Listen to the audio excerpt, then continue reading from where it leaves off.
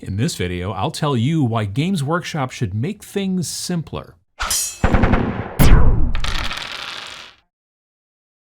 This is gonna be an opinion piece to some degree. I mean, well, really, like all of my videos are pretty much opinion, as I'm not a journalist or an expert or anything along those lines, but I just wanted that up here front that this one is my opinion, man. I love the concept of Necromunda. It's a game that's been around for a long time from Games Workshop. First came out in the mid-90s, had a big re-release in 2017, and Necromunda is a hive city on a world, and there's all kinds of stuff going on in hive cities. All the rich people live way up at the top, and all the gangers and the scum and villainy are all down in the bottom in the sewers, and there's all kinds of stuff going on, and just a zillion people like packed into one giant structure, and there's all the stuff that goes behind it. The lore is super interesting to me. A lot of my favorite stuff written for Black Library happens in different hive cities. A lot of stuff that goes on in Eisenhorn, Ravenor, that kind of stuff. But there's also the different kind of emergent narratives that can come from that type of game, because it's designed to be played as, again, a campaign. You've got this small group, and they kind of grow and get better and sometimes die and stuff like that. I was talking about emergent narratives just quite recently. Pachow. The models are spectacular. I love the model line. I've bought tons of them. I'm not going to say I bought everything. I've bought a lot of things. And it's a skirmish style game, right? Like, it's not a big army game. It's skirmish style. And that should frankly be like right up my alley, But sadly, I don't play it, and it seems unlikely that I will. The issue for me is that Necromunda is too crunchy. This discussion came up recently on Twitter. I was replying to a friend who had been talking about, Necromunda and whatnot and all that kind of stuff. And I mentioned that I wished I would enjoy playing it because of, like all the things that I just mentioned in the previous bit about, the lore and the models and all that kind of stuff. But I said that the rules are just too much for me. And he agreed. He said that Necromunda was the most not for you game that Games Workshop has ever made, and he was also including Apocalypse into that. Not only is there so much detail in the system rules, just the amount, and that's why I'm talking about crunch. That's a big part of it, is the amount of rules and the detail in the rules and all the stuff that goes on. Another friend of mine was running an Ash Wastes demo at the Tabletop Minions Expo last year. It's this little convention that I run here.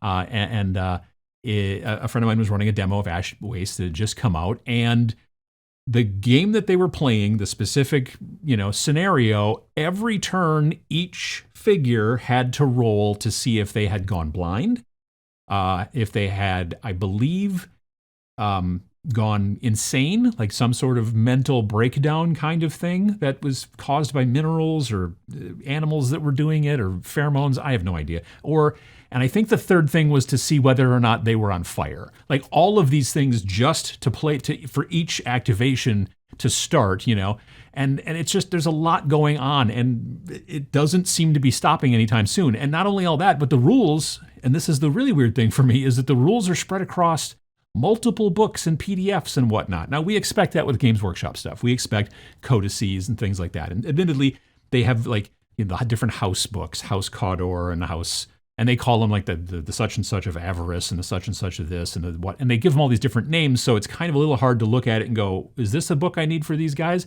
But there's also stuff that's kind of in PDFs. The market stuff is now at least available in PDFs. There's stuff in White Dwarf. There's all these different things. The most recent main version of the rule book is, I believe, and I looked earlier today, is still only available in the Ash Wastes box set, which is $300. And that all just kind of makes things also more difficult. And there's a bit of a pattern here as well. I don't play 9th edition 40K because it's got too much going on, between the tactics cards, the stratagems, all that different stuff. And then you've also got the command points, and you've got all these different things you've got to track and everything that's going on. Kind of same thing with 3rd edition Age of Sigmar. Now, admittedly, Both of those games, 40K, Age of Sigmar, are also army-style games, and I'm predominantly into small skirmish stuff these days. I get it, but 40K does have the new like retooled combat patrol, thing that they're doing. Like I got into 40K originally back in 5th edition, and I got into it because of combat patrol. Like that's how me and my friends were all playing. I was even going to some like little local tournaments and stuff like that, but we would get together and play combat patrol, which back then was 400 points and had all these kind of special, you can't take a vehicle bigger than this, and you can't do this, and you can't have this many wounds, and all that kind of stuff. And the 500 point is a little bit different, the new, combat patrol, but then there's also the new boarding action thing as well. So there are small versions of 40K that are available, but I'm still not playing 9th edition. One of the reasons I'm not into super detailed, crunchy games is because they can take up like a really long time to play, and I got stuff to do, I mean, I'm not usually interested in taking 4 to 5 hours to play a game, and if I even do have that time to play that many hours in a stretch, like I've got it set aside, I've got 4 to 5 hours of a stretch, I can do it, I'm interested in also taking that amount of time to play games and whatever, all that kind of stuff, then honestly, I'd much rather prefer playing 2 or 3 or 4, sessions in a row during that same amount of time. The other big reason that I'm not super into crunchy games is because, frankly, I think that super crunchy games go against the idea of tabletop wargaming in the first place. Tabletop wargaming should be abstract, maybe even sometimes a little bit vague, right? You see people in movies and stuff like that, and they got those long sticks and they're moving around like troop movements, like on a big table during a war or something like that. I'm not saying that abstract, but still generally kind of abstract, because here's the thing, simulation is actually for video games, right? So if you've got a character and you're going to throw this grenade because you think there's somebody over there. So you go and you chuck that grenade and you're going to throw it over that fence, but it hits that flagpole that was right there. But you couldn't have hit that if you tried, but you didn't try and you did hit it. And then it bounces off and it lands over there behind that car where there's another enemy over there that you didn't even know was there, and it lands right between their legs and blows up. And that's pretty awesome, except it also causes the car to explode, which then comes over and squishes you against the wall, and then you die. All that stuff happens in video games every day. Like, the simulation is designed specifically now in this day and age, 2023, in first-person shooter type games. That type of stuff happens all the time. You can find that stuff, all kinds of crazy stuff like that on YouTube. But I wonder if that amount of simulation, which is fun and great for video games and whatnot, specifically first-person shooters, I wonder if that amount of simulation that video games can provide is what's driving Games Workshop to add more crunch and rules and detail into their games, to kind of almost keep up a little bit. Because after all, video games are generally seen as a competitor to tabletop wargaming. Although Games Workshop does love to, take money from licensing for video games, so maybe they're not as worried as I might think. But in general, now I'm sure that there are plenty of people out there right now watching this video who prefer the very crunchy aspects of 9th edition, 40K, Age of Sigmar 3.0, Kill Team 2021, like that kind of stuff. And that's fine. There's nothing wrong with that. Again, this is my opinion, right? But I know there are people out there who dig that stuff. However, if the complaints that I see online, more and more frequently on, Facebook and Twitter and all kinds of other places, YouTube, if those complaints that I see are any indicator, right, then specifically with 40K and to a lesser degree with Age of Sigmar and Kill Team, there are a decent amount of people out there who think like me. So then the question becomes, is there a fix to this problem with Games Workshop titles?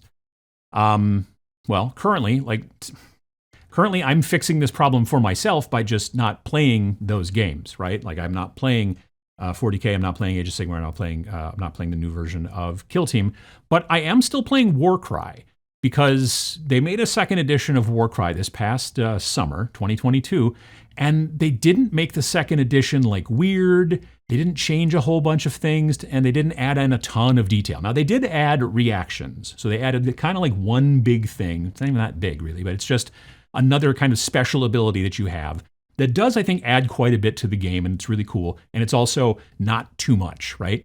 So they added reactions, they tweaked some things here and there, they tweaked some stat numbers and some point costs in the compendium and all that kind of jazz. But otherwise, that's pretty much about it. So I'm still enjoying it and I'm still playing it. But going forward, how does Games Workshop fix this problem if they're actually even interested in doing that? Like, how do they make both the simpletons like me and the crunch enjoyers, both happy with the same rule set? I don't think it seems that hard. Games have been using optional rules for years. Like, many games out there have a basic game and then advanced rules or optional rules or something like that. And there is a very strong divider between the two. So this is the basic stuff, and you want to get your head wrapped around this first, and then you start moving into the other parts. And maybe you can even pick and choose and not just be like, we have to take all the rest of this. Maybe it's a little bit here and there. One-page rules is a great example of this. Now, if you go and download the free version of pretty much any set of one-page rules, and you can find those all over the place, specifically at their website and whatnot, those rule PDFs generally stop at the end of the basic game, okay? And you can play that game with those basic rules, and it will totally work, and you can have a good time with it, and it won't take all day, right? But then if you buy the full game experience, which usually is like $5, and now you have not just like I think in Grimdark Future Firefight, the basic game is like 17 pages, and if you buy the full thing, it's like 38 or 36 or something like that, right? But you get the full game experience. All the extra crunch is added on. For example, like I said, in Grimdark Future Firefight, it adds extra missions, side missions, extra actions, random events, battlefield conditions, terrain effects, fog of war, the tactical phase, the command points, critical hits, suppression, all that stuff kind of sounds a little bit more like heading towards, again, simulation and crunch. Having a very simple base rule set. And before you comment, just the free core rules that GW kind of lets you download as a PDF or whatever for their games, for free if you can find them, it doesn't really count. It's sure there's a free version of this and a free version of that, but it's still got a lot of the crunch built into it that you don't necessarily need, and it's kind of basic, and it doesn't really allow you to play the full game, so it's not exactly the same thing, right? Okay, but having a very simple base rule set and then having all of the crunch and the simulation and all that kind of stuff as add-ons, right? Ones that you and your play group can pick and choose yourselves to tailor the game the way you want and to give you and your players agency. It would really help to cover all different play styles and get more people playing, right?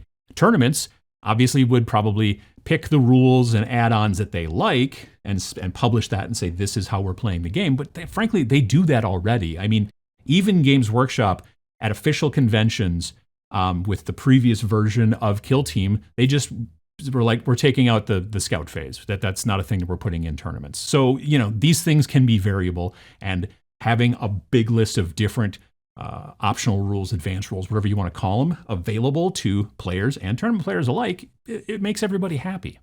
So since Games Workshop is certainly watching this video, as they do all of my videos, will they do it? Will they? Well, 10th edition 40K will probably be coming out this summer, so about 7 months from now.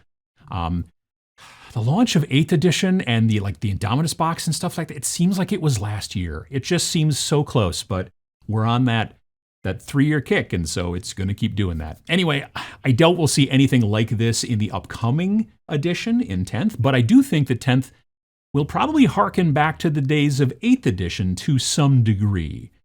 A lot of people are talking about how, I'm not the only one talking about it, I think 9th is too much.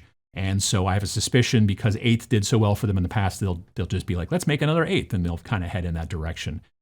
So I don't know, we'll see. Maybe that'll be something.